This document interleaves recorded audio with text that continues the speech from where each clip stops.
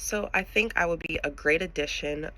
to the officer candidate school to become a public affairs officer because I am prior enlisted, so I am already aware of how the Navy operates, the day-to-day things that you have to do in the public affairs world, just because before I was the public affairs officer for two of my commands and worked under actual public affairs officers, worked under the mass communications specialists. So I am aware of the credibility that you have to have on a day-to-day basis, the environment that you work in, and how it is very fast-paced. Currently, I am a legalman, so I am trusted with a lot of communication between um, different offices, the judgments that affect people's daily lives. I am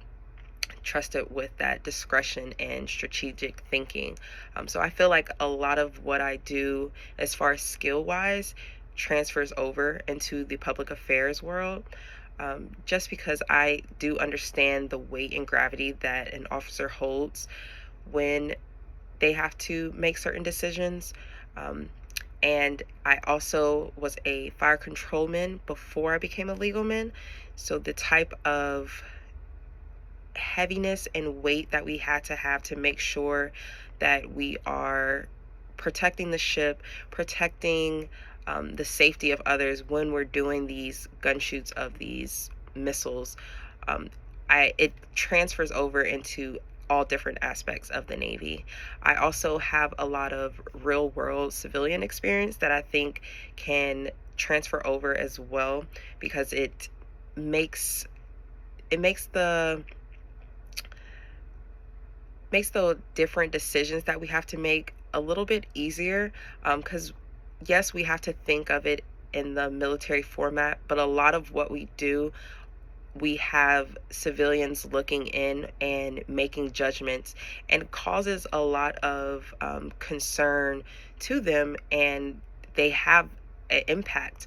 Just from an example, when we had a water crisis at my last command,